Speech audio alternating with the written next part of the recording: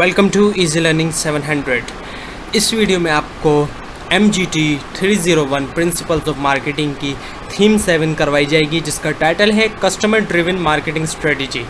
तो जो customer driven marketing strategy होती है उसके अंदर कंपनी को 2 क्वेश्चंस के आंसर देना होते हैं। एक ये कि कौन से कस्टमर्स को कंपनी सर्व करेगी। जाहिर बात है कंपनी सारे कस्टमर्स को सर्व नहीं कर सकती, तो उसको आंसर देना होता है कि कौन से कस्टमर्स को सर्व करेगी और किस तरह से सर्व करेगी उन कस्टमर्स को। तो 4 पिलर्स हैं ऑर्गेनाइजेशन स्ट्रेटजीज़ के इन अबव 2 क्वेश्चंस को एड्रेस करने के लिए, यानी ये 2 क्वेश्चंस जो हैं, जैसे which customer will we serve and how will we serve them. तो ये 4 पिलर्स कौन कौन से हैं? वो हैं सेगमेंटेशन, यानी सेगमेंटेशन कर लेना, मार्केट्स को सेगमेंट्स में तोड़ देना। उसके बाद टारगेटिंग, यानी टारगेट करना किसी एक ख़ास सेगमेंट को, और उसके अलावा डिफ्रेंशिएशन करना, अपनी प्रोडक्ट में कोई एक डिफरेंट फीचर्स लाना ताकि वो प्रोडक्ट डिफरेंट लगे दूसरी प्रोडक्ट्स के मुकाबले में, और पोजीशनिंग करना, यानी कि अपनी प्रोडक्ट को कस्टमर के माइंड में पोजीशन करना। अब उसी की यहाँ डिटेल आ रही है कि सिंपल डेफिनेशन मार्केट सेगमेंटेशन की है कि मार्केट को जो डिवाइड कर देना 2 या 2 से ज़्यादा हिस्सों में। हमें पता है कि एक ऑर्गेनाइजेशन पूरी मार्केट को सर्व नहीं करती, इस वजह से मार्केट को मुख्तलिफ हिस्सों में तोड़ा जाता है।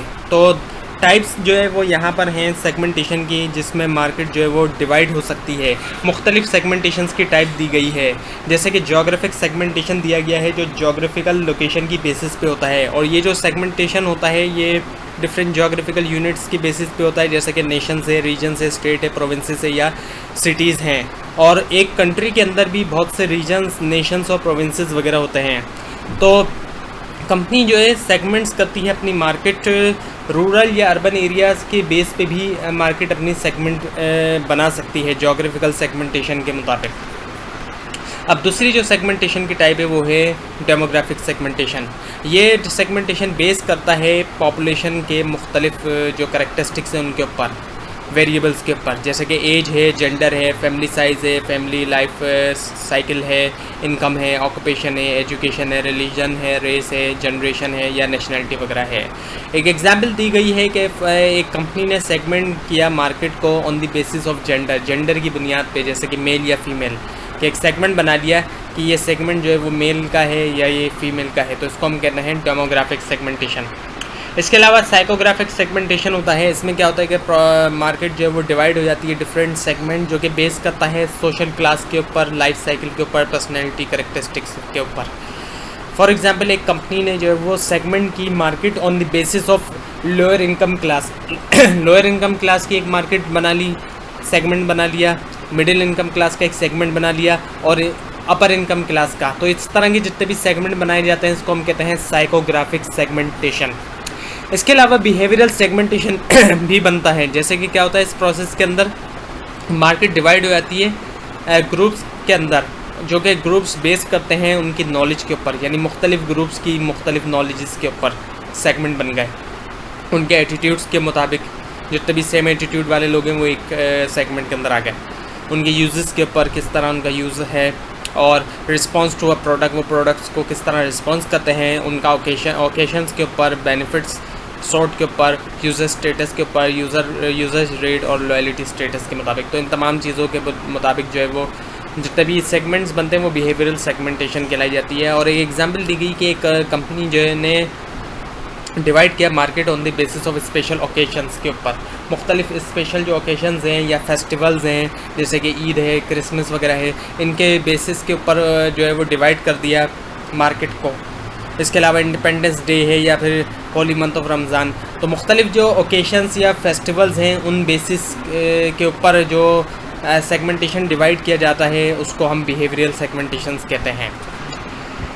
अब तमाम जितनी भी टाइप्स हैं सेगमेंटिंग करने के लिए कंज्यूमर मार्केट की, ये सारी जो है वो टाइप्स जो है जो भी आपको ऊपर बताई गई हैं।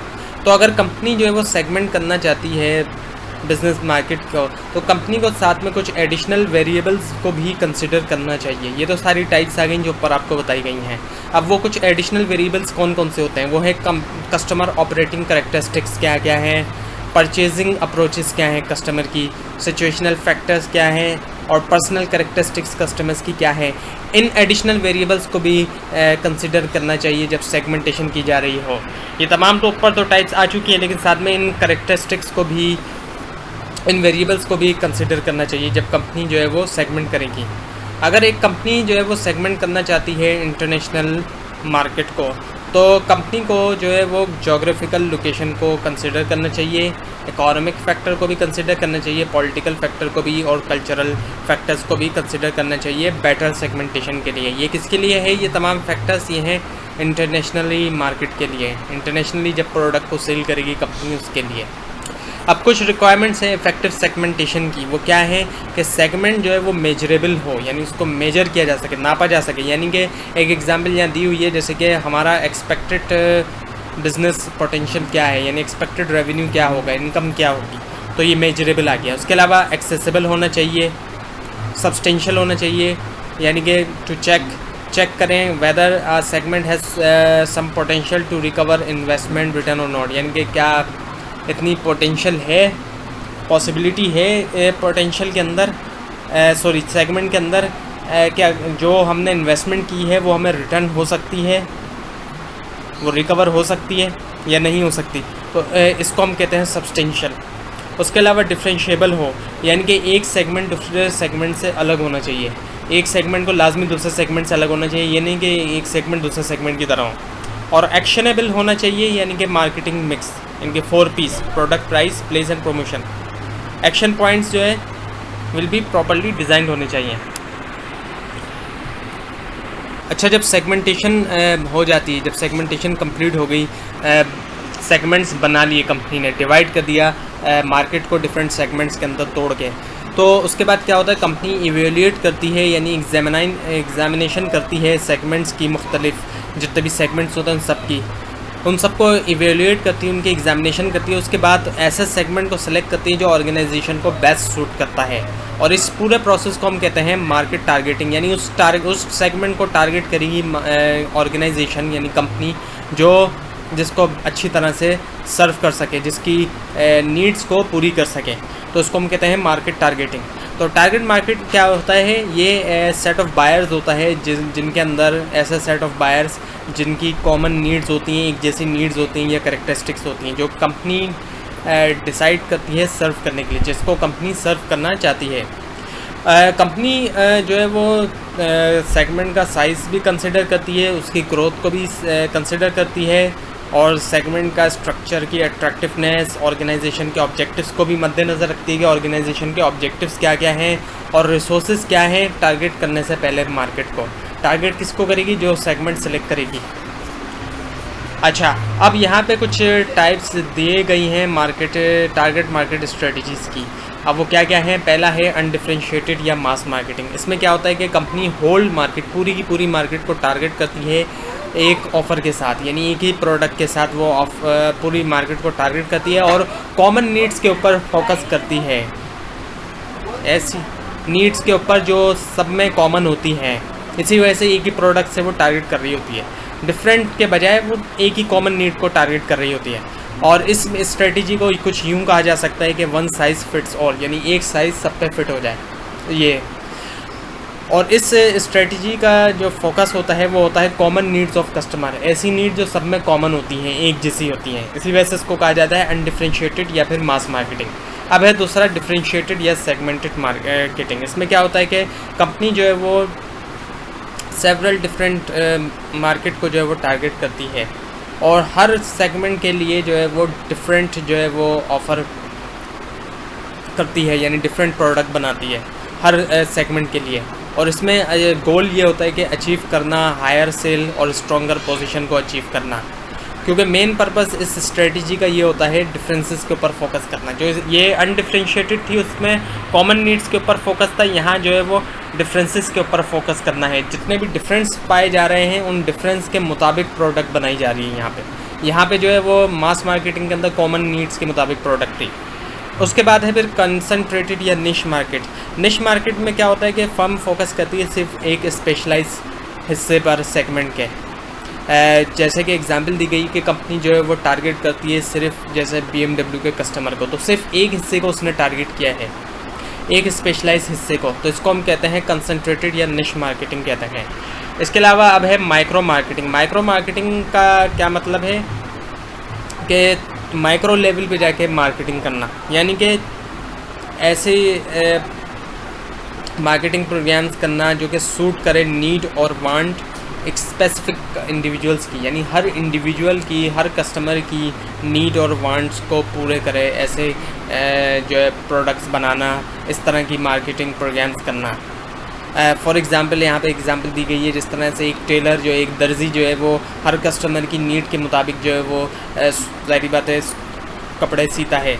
तो इसी तरह कंपनी भी हर कस्टमर की नीड के मुताबिक जो है वो प्रोडक्ट बनाए, कस्टमाइज़ करे, इसको हम कहते हैं माइक्रो मार्केटिंग। अब है लोकल मार्केटिंग। लोकल मार्केटिंग का क्या मतलब है? डिफरेंट लोकेलिटीज़ के लिए डिफरेंट जो है वो ऑफरिंग को डिज़ाइन करना, यानी डिफरेंट प्रोडक्ट्स को डिज़ाइन करना। For example such as a brand has different offering assortment, यानी कि अब फॉर एग्ज़ाम्पल एक ही ब्रांड है, उसकी ऑफरिंग जो है, जो उसकी प्रोडक्ट है, पॉश एरिया में कुछ अलग है और जो लो इनकम एरिया है वहाँ कुछ और है। तो इसको हम कहते हैं लोकल मार्केटिंग।